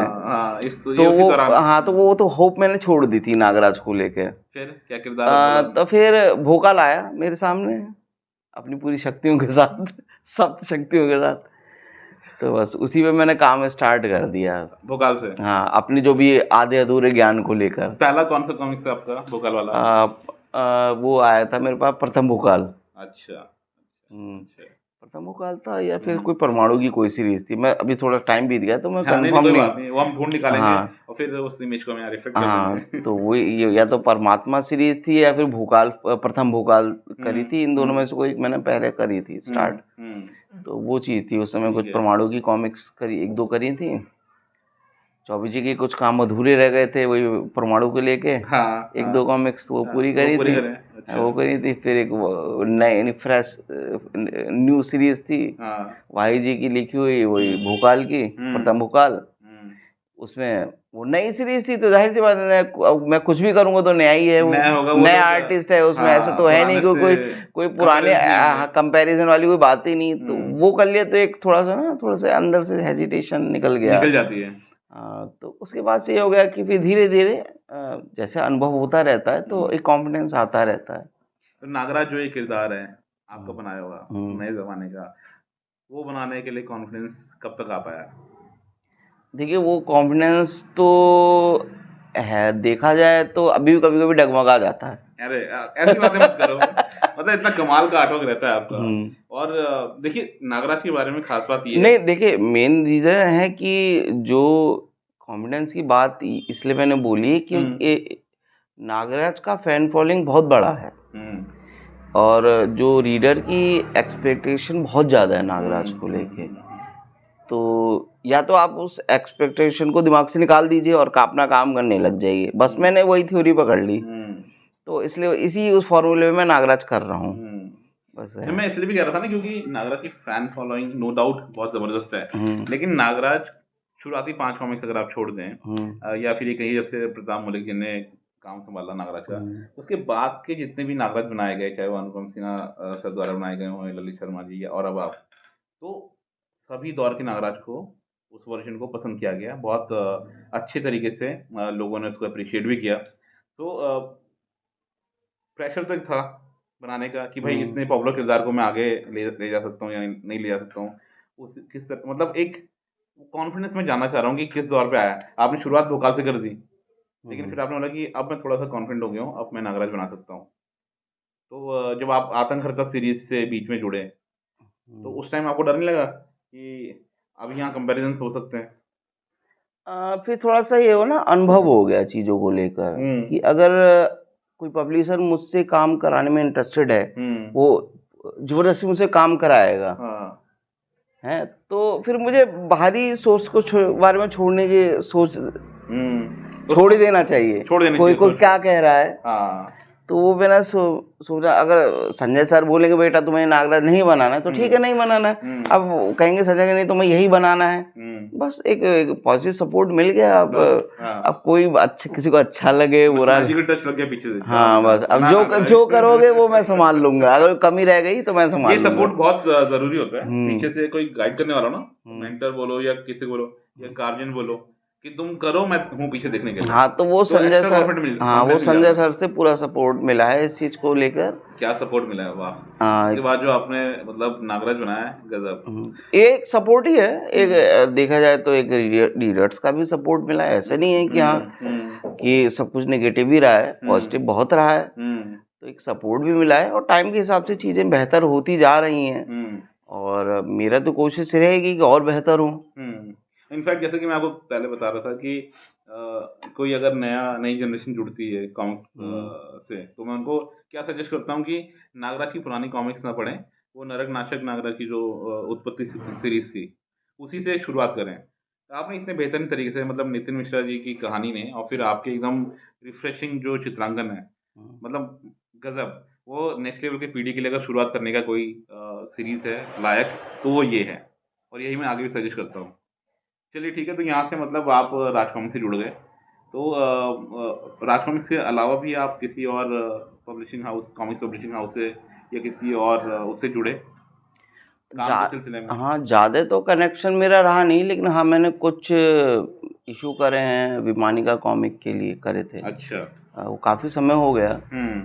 उनके कुछ 10 अवतार के कुछ 1-2 पार्ट और फिर करना उनकी एक सीरीज चली थी, उसकी शायद 1 या 2 बुक, 1 बुक शायद बनाई होगी 1 या 2, और शिवा आई थी उनकी, तो उसमें मैंने काम किया है।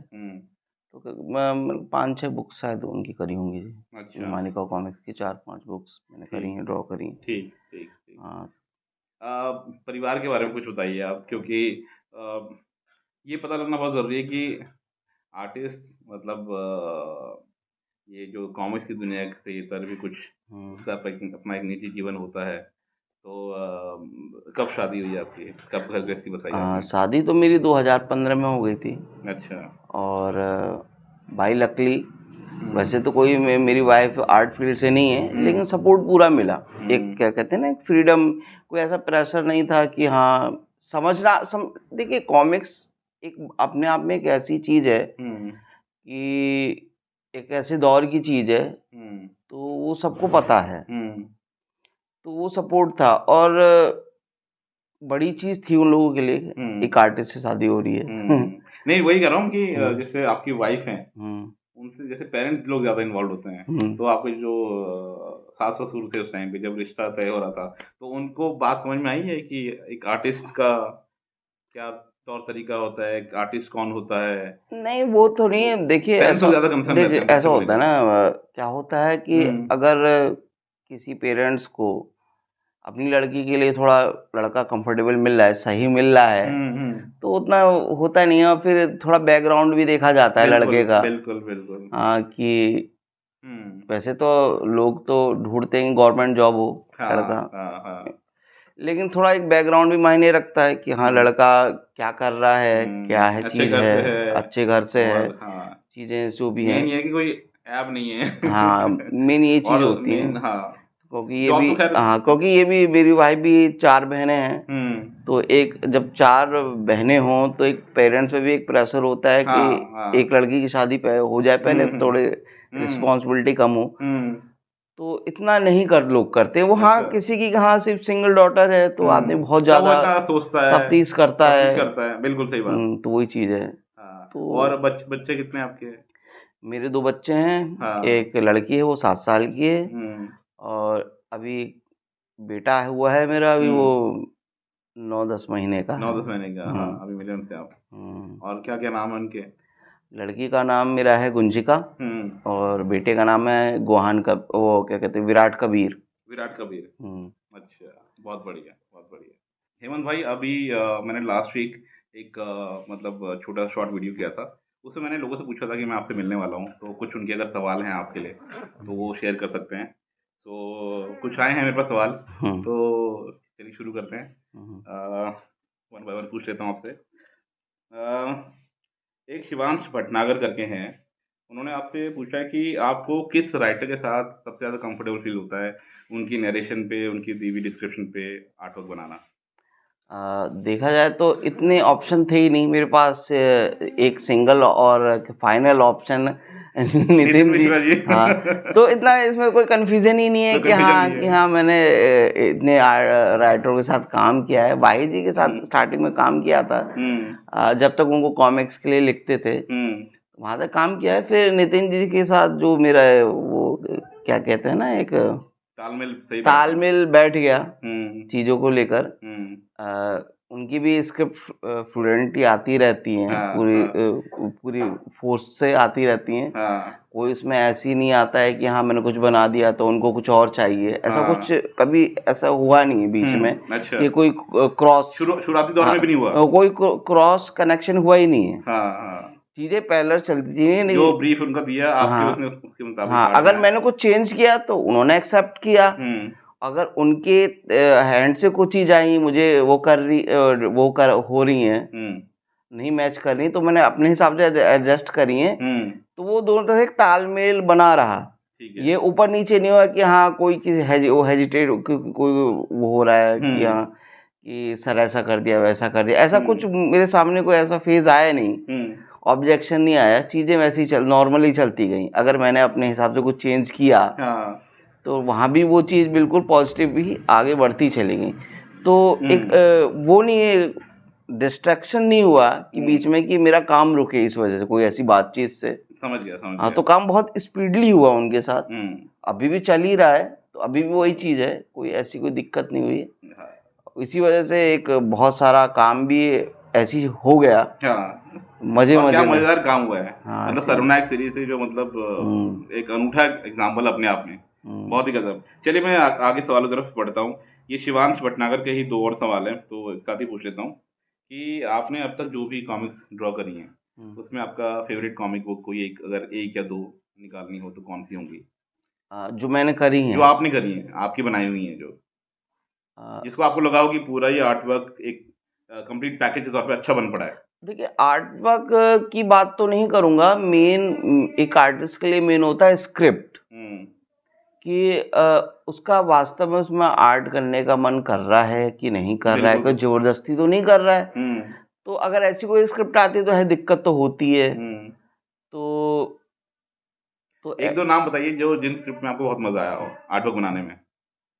एक तो ये जो सीरीज़ चल रही है नरकनाशक नागराज की, हुँ, वो तो है ही अपने आप में। हुँ, उससे पहले जो जर्मनी सीरीज़ आई थी, हुँ, उसमें भी काम करने को में मुझे मज़ा आया था। बहुत बढ़िया, हमको तो देखने और पढ़ने में भी बहुत हाँ, मजा आया। तो स्क्रिप्ट के ऊपर होता है कि नरेशन क्या मिल रही है, आर्टिस्ट कितना कंफर्टेबल, ये तो नहीं हो रही कि हाँ कोई चीज़ ऐसी लिख गई मेरे को दिक्कत आ रही है।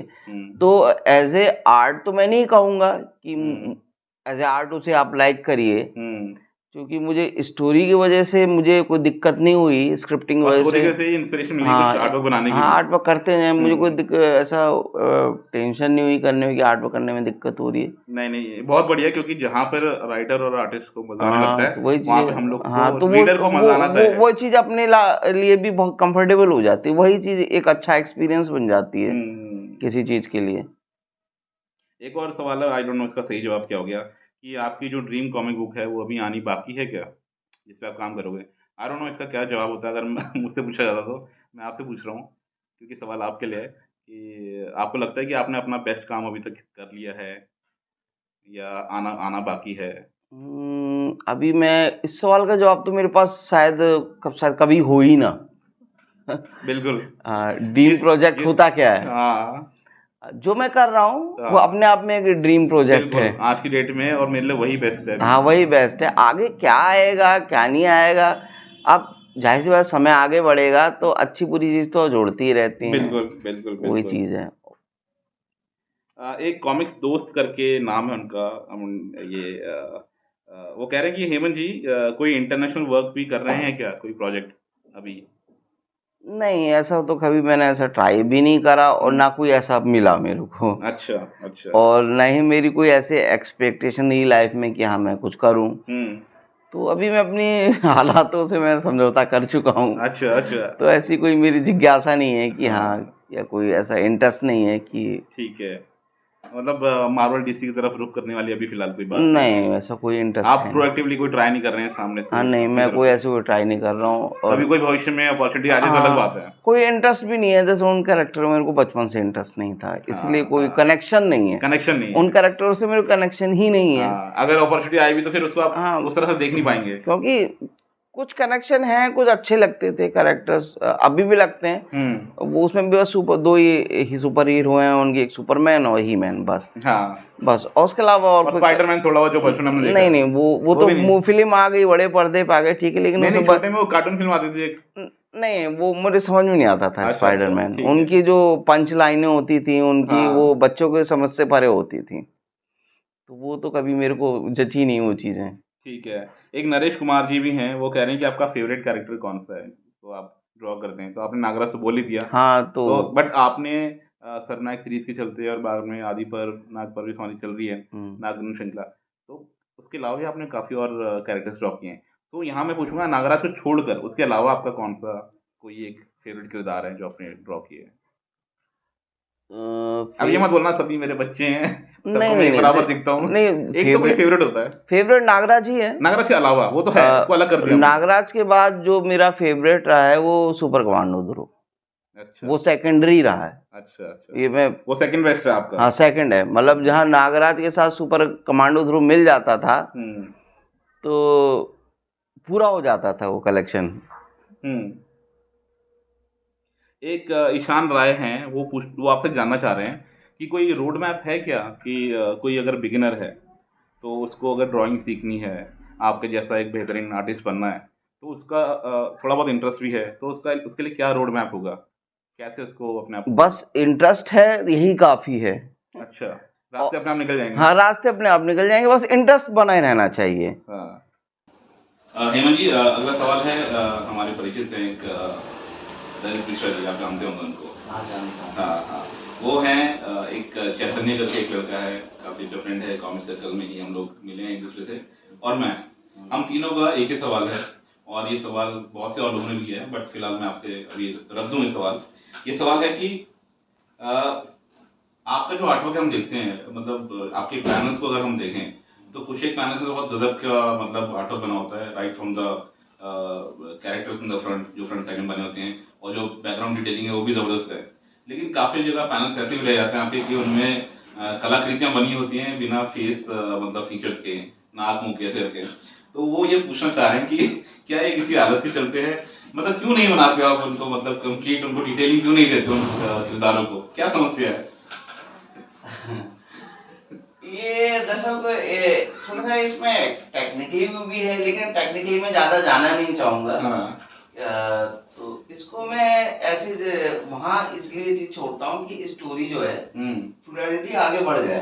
अच्छा, मतलब जो अगर मैं कोई चीज बहुत ज्यादा डिटेलिंग में नहीं भी बना रहा है, डिटेलिंग में बना रहा हूँ, अच्छा, तो लोग उसी को देखें, बैकग्राउंड में उलझे ना इस तरीके से। अच्छा, मतलब आगे जो किरदार हैं उनको देख के भी काम चल जाएगा। काम चल जाएगा, क्योंकि अगर मालूम मैं उसमें 5-10 मिनट लगा के उनके आँख नाक मुंह बना भी दूं, तो उससे कुछ ना मुझे नहीं लगता कि वो कोई बहुत ज्यादा तालियां बज जाएंगी। नहीं, कहानियों का फ्लो में तो खैर फर्क ना पड़े, लेकिन एक मिनट के लिए, एक पल के लिए आदमी रुक के सोचता था कि इनके आँख नाक मुंह क्यों नहीं बनाए, तो उस लिहाज से नहीं तो चलो ये अच्छी बात है, लोग रुक के उसको फ्रेम को दोबारा देखेंगे तो है ताकि ऐसा क्या हो गया इसमें कि ये चीज छोड़ दी। मतलब कुछ फ्रेम ऐसे होते हैं कि उनको बार बार देखने में कुछ इसलिए भी देखते लोग कि बना क्यों नहीं है। चलो बढ़िया। शिवांश भटनागर है, इनका बड़ा ही इंटरेस्टिंग सवाल है। शिवांश पूछते हैं कि क्या आपको मनोज गुप्ता जी या मनीष चंद्र गुप्ता जी की तरफ से कभी कोई ऑफर आया कि आप उनके लिए कोई प्रोजेक्ट में काम करें, या फिर आपका ऐसा कोई विचार है कि भविष्य में आप उनके साथ काम करें? दरअसल ये कंफ्यूजन तो मेरा काफी लंबे समय तक रहा कि थोड़ा राज कॉमिक्स की क्या कहते हैं, थोड़ा सा कुछ उथल पुथल चल रही राज कॉमिक्स में। हाँ, मतलब विभाजन से पहले तो कभी मुझे इतना कुछ कंफर्म नहीं था कुछ ऐसा है, तो मुझे कभी ऐसा ही लगा ही नहीं कि मैं किसी एक के लिए काम कर रहा हूँ। अच्छा, हाँ, मुझे ऐसा लगा मैं तीनों के लिए काम कर रहा हूँ। हाँ, अब वो बाद में पता लगा कि हाँ चीजें बहुत ज्यादा बदल गई हैं, बदल रही हैं। तो अभी ऐसा कोई पर्सनली अप्रोच तो आया नहीं है, और काम इतना संजय सर से इतना ही काम आता है कि उसी को मीट कर लो तो काफी है, उतना ही वो उसको कंप्लीट कर लें वही बहुत है। चलिए बहुत बढ़िया। एक हमारे आशीष औसम साहब भी हैं, इन्होंने भी कुछ सवाल दिए और पूछा कि बिल्कुल पूछना, डंके की चोट पर पूछना। तो वो ये कह रहे हैं कि चलिए पहले सवाल का जवाब तो मैं ही दे दूंगा। वो कह रहे हैं कि विश्वता क्यों नहीं आई। तो आशीष जी, एक आर्टिस्ट का काम होता है दिए हुए प्रोजेक्ट पे काम करना, वो जब काम कंप्लीट हो जाता है वो कब पब्लिश होगा ये पब्लिशर के हाथ में होता है। तो अब क्योंकि ये सवाल का जवाब वो नहीं दे पाएंगे तो मैंने दे दिया। बाकी के सवाल वो जरूर देंगे उनका जवाब। सरनायक की हर कॉमिक में उनका आर्टवर्क क्यों नहीं रहा, अभी इसी पे शायद चर्चा हो रही थी। आई थिंक इनिशियल आपके कुछ जो सरनायक के इनिशियल पार्ट्स हैं उसमें नहीं है आपका आर्टवर्क, बाकी उसमें है। तो इसके बारे में ये था कि जैसे सरनायक चल रही है तो उसके पहले बहुत सारी सीरीज चलती हैं। नरकनाशक भी चल रही उस टाइम में चल रही थी, उस टाइम पे भी चल रही थी। हाँ, नरकनाशक भी चल रही थी, फिर आतंककर्ता भी चलती है, फिर और सरनायक विस्तार भी साथ में ही चल रही है।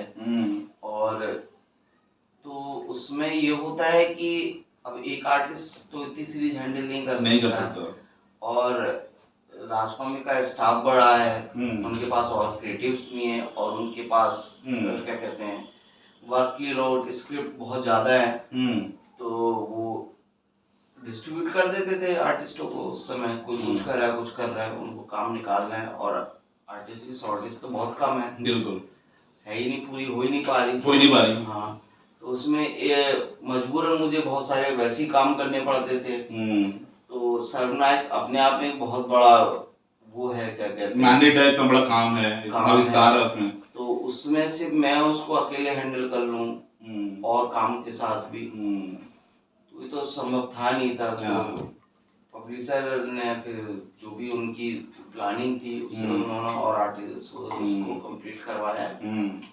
बीच बीच में हाँ मेरे स्टार्टिंग में कुछ पेजेस मैंने ड्रॉ करे हैं जो लगा कि हाँ मुझसे करवा लेने चाहिए। तो इसी तरह से काम सर्वनायक में थोड़ा हुआ है।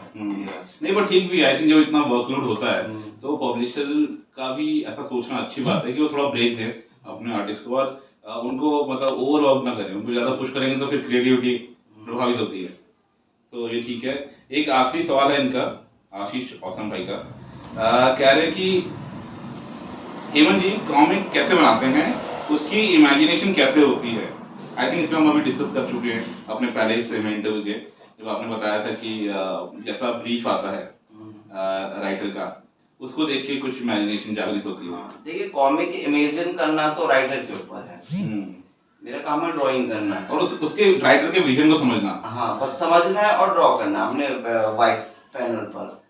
तो जो कैसे बनानी है ये तो डिपेंड करता है मेरे से जो पहले टीम काम करती है वो डिसाइड कर लेती है कॉमिक्स कैसे बननी है। मुझे सिर्फ अपना एक रोल प्ले करना है उस जगह पर।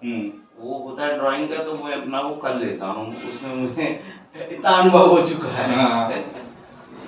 तो अब मतलब कुछ एक सवाल मतलब मेरी तरफ से भी हैं, थोड़े बहुत ऐसे रह गए थे। एक तो आप सोशल मीडिया पे ज़्यादा एक्टिव हैं नहीं, मतलब मेरी तरह काफ़ी लोग, मुझे थोड़ा बहुत इस बारे में जानकारी है, बट अभी फिलहाल मैं ऐसे बात करूँगा आपसे जैसे कि मैं नहीं जानता इस बारे में, क्योंकि मेरी तरह काफ़ी लोग ऐसे इनको बिल्कुल भी आइडिया नहीं है कि क्या रीज़न है जिसकी वजह से आप सोशल मीडिया पे या किसी भी डिजिटल प्लेटफॉर्म पर अवेलेबल नहीं रहते, एक्टिव नहीं है, तो उसका क्या रीज़न है? दरअसल थोड़ी सी आईसाइट प्रॉब्लम है मेरे साथ बहुत समय से। उसको शायद बहुत लोगों ना पता हो, उसे डिप्लोपिया कहते हैं। डिप्लोपिया। हाँ, तो उसमें एक विजन वो होता है, एक अलग तरह का विजन आंखों के साथ क्रिएट होता है। आप उसको चाहे तो सर्च भी कर सकते हैं नेट पे कि क्या मतलब मैं कैसा विजन मेरे को मिलता है। मैं क्विकली इनको बता देता हूँ। दोस्तों अभी आप एक इमेज देखेंगे स्क्रीन पर ही, तो उसमें डिप्लोपिया बेसिकली होता है डबल विजन, कि अगर आप कोई किसी चीज़ को बहुत नज़दीकी से देख रहे हैं और टक टक लगा के देख रहे हैं थोड़ी देर के लिए, तो वो आपको एक के दो नज़र आते हैं, तो थोड़ा ब्लर्ड विजन होता है। ब्लर्ड नहीं मतलब दो फेस आपको दिखेंगे हल्के से। तो इस इमेज को अगर आप देख पा रहे हैं तो आप समझ जाएंगे डिप्लोपिया किसे कहते हैं। बाकी आप मतलब सर्च भी कर सकते हैं गूगल में, फर्दर थोड़ा आपको इसमें ज्ञान मिल जाएगा। तो इससे फिर आपको दिक्कत तो काफ़ी होती होगी, मतलब आपका आर्टवर्क का ही काम है और घंटों मतलब कैनवास के सामने बैठ के उसको स्केचिंग का काम भी है, नज़दीकी से देखने वाला, तो कैसे मैनेज करते हैं आप? मैनेज यही करता हूँ कि मैं कहीं और अपने आप को जो भी मेरा विजन है मैं उसको कहीं और ना लगाऊं। हाँ, खर्च ना करूं अपना हाँ, वो कि सिर्फ मैं आप एक्सपोज ना करें मोबाइल बाकी चला रहा मोबाइल, हूँ बीच में इसलिए आप मोबाइल में भी कम एक्टिव है। चैटिंग कर रहा हूँ या फिर फेसबुक चला रहा हूँ। तो मैं चाहता हूँ एक जब लिमिटेड समय है काम करने का तो मैं उसे उस समय को मेरे पर प्रेशर ना पड़े तो पूरे दिन में डिवाइड कर लेता हूँ मैं उस टाइम को। हेमंत भाई, आपका नितिन मिश्रा जी से और दिलीप सिंह से कैसी इक्वेशन है, कैसी आप लोग का केमिस्ट्री है? हाँ, केमिस्ट्री सबसे ज़्यादा दिलीप जी के साथ रही है मेरी। और नितिन जी से थी वो दरअसल वो थोड़ा सा उतनी मुलाकात हुई नहीं। कोई इवेंट होता था जैसे कला राजकमल महोत्सव, तो वहाँ एक हेल्दी टॉक हो जाती थी, इतनी बातचीत रही है। लेकिन दिलदीप जी के साथ मैंने समय बिताया क्योंकि मेरी मुलाकात हुई थी तब संजय सर ने मुझे बुलाया था कि बेटा दिलदीप जी हैं, डोगा पे काम करते हैं और वो यहीं पे रह के काम करना चाहते हैं, तो अगर तो आपके साथ रूम शेयर कर लें आप जो भी है। मैंने ओके कर देंगे सर, मुझे कोई दिक्कत नहीं, मुझे तो वैसे लोगों की जरूरत रहती है। रूम पार्टनर में रहे हुए हैं हाँ तो हाँ इतना तो पता है कितने, लेकिन हाँ 3-4 महीने हम साथ में रहे हैं, एक रूम में हमने रूम शेयर करा तो है। आप दोनों आर्टिस्ट भी हैं, वो भी एक कॉमन ग्राउंड हो गया। ठीक है, और तो दूसरा दोनों ही मतलब सेहत को लेके सजग रहते हो। हाँ तो वो नो डाउट है, वो एक तालमेल बना रहा। एक्सरसाइज रूटीन के बारे में नोट्स एक्सचेंज करते होंगे? हाँ भाई बिल्कुल, ऐसे डिप्स मारो, ऐसे करो, हाँ वो सारी चीजें सब, तो ये चीज रही है। तो दिलदीप जी के साथ ज्यादा वैसे रहा, प्रैक्टिकली बहुत ज्यादा समय बिताया है। हाँ, तो ये वाजिब सी बात है, मतलब हाँ इक्वेशन बेचती है। ठीक है, एक आखिरी सवाल आपसे पूछना चाहूँगा, आर्ट वर्क बनाने से हटकर इतर आपके और क्या-क्या शौक है? मुझे कुकिंग का बहुत शौक है। अच्छा। हाँ, मैं बाहर ज़्यादा खाना नहीं पसंद करता हूँ क्योंकि कोशिश करता हूँ जो चीज़ बाहर मिले उससे बेहतर मैं खुद ही बना लूँ मैं। और फूड मैं बहुत बड़ा फूडी हूँ। हाँ, फिर तो मतलब इंटरेस्ट होना लाज़मी है। तो वो चीज़ है। तो और गार्डनिंग का शौक है, बस अच्छा। यही चीज़ है। और म्यूज़िक तो पूरी दुनिया सुनती है। हाँ। तो ऐसे कोई नॉर्मल चीज़ तो है नहीं कि म्यूज़िक का शौक है। म्यूज़िक सुनना तो हर इंसान की ज़रूरत है। पर गार्डनिंग और कुकिंग आप हाँ, मतलब रेगुलरली करते हैं? वो रेगुलरली मैं शौक के तौर पे? पैशन से करता हूँ पूरा। तो ऐसे कुकिंग को जो है ना मैं एक पैशन की तरह देखता हूँ, जैसे मैं एक अपनी आर्ट लाइन को देखता हूँ, तो मैं कुकिंग को बहुत एक्सप्लोर करने की कोशिश करता हूँ अपने हैंड से, कि हाँ, कुछ चीज़ अगर मेरे को पता लगी तो मुझे और उसे बेहतर करने के लिए, कोई डिश को बनाने के लिए मैं उसे अपने एफर्ट ज़रूर डालता हूँ। बहुत बढ़िया। और गार्डनिंग भी आप हाँ, बाकायदा रेगुलरली करते हैं? वो सब्ज़ी-वब्ज़ी उगाना है, इस तरह की चीज़ें। चलिए हेमंत जी, बहुत-बहुत मज़ा आया आपसे बात करके। हाँ, एक बढ़िया मुलाकात रही है। बहुत-बहुत धन्यवाद धीरेन्द्र जी इस इंटरव्यू के लिए और हाँ, यहाँ आने के लिए। काफ़ी बातें हुई और आपसे, आपको थोड़ा और नज़दीकी से जानने हुँ, का मौका मिला और होपफुली हमारे जो व्यूअर्स हैं, हुँ। उनको भी आपके बारे में काफ़ी कुछ जानने, समझने का मौका मिला और होगा। मेरी शुभकामनाएँ आपके लिए, आपके चैनल के लिए हमेशा बनी रहेंगी हुँ। और आशा करूँगा कि और भी इंटरव्यू हों, मुझे भी इंस्पिरेशन मिले। बिल्कुल, बिल्कुल, बिल्कुल। तो आप एक बार इस कैमरे में देख के हुँ। बोल दीजिए हमारे जो व्यूअर्स हैं, उनके लिए कुछ अगर आप बोलना चाहें तो? हाँ, बिल्कुल, जो भी फॉलोवर हैं, जो व्यूअर हैं, मैं उन्हें चाहूँगा कि पूरा सपोर्ट करें और हमारे धीरेन्द्र भाई के चैनल को सफल बनाएँ। ज़्यादा-ज़्यादा लाइक करें, सब्सक्राइब करें, हाँ। बस यही आशा है। यू यूट्यूबर की ज़िंदगी इन 3 चीज़ों में सिमट के रह जाती है। बट मोर देन दैट आप लोग बने रहिए चैनल के साथ। कोशिश करेंगे इसको और एंगेजिंग बनाने की टाइम के साथ-साथ और आप लोग के इनपुट्स मैं बराबर लेता रहता हूँ और आप लोगों के बुते ही और अपने इंटरेस्ट के चलते मैं हेमंत भाई जैसे कलाकार लोगों से मिल पाता हूँ। तो बहुत-बहुत शुक्रिया आपका धन्यवाद अपना धीरेन्द्र जी। टाइम देने के लिए। ठीक है। दोस्तों जल्दी मुलाकात करूँगा आपसे किसी और मेहमान के साथ। तब तक जुड़े रहिए, कॉमिक्स पढ़ते रहिए, आर्टिस्ट कलाकारों के बारे में जो भी डिस्कशंस वगैरह होते हैं सोशल मीडिया फोरम से, वहाँ पर नज़रें गड़ाए रखिए, देखिए, जानिए और अपना फीडबैक देते रहिए। अगर आप कुछ ऐसा है जो आप जानना, समझना चाहते हैं, अगर मेरे बूते की बात होगी तो मैं उसको डेफ़िनिटली अटेम्प्ट करूँगा and I will do it for you. तो चलिए जल्दी मिलते हैं।